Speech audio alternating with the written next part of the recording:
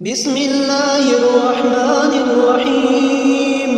الرحمن علم القرآن خلق الإنسان علمه البيان.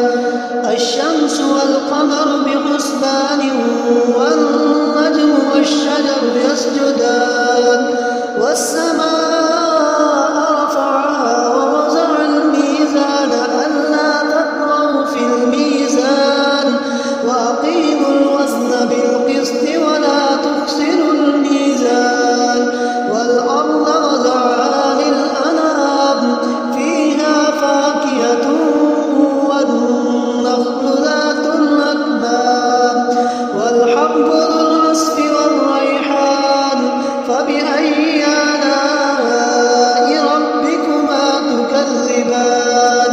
خلق الإنسان من صلصال كالفخار وخلق الجان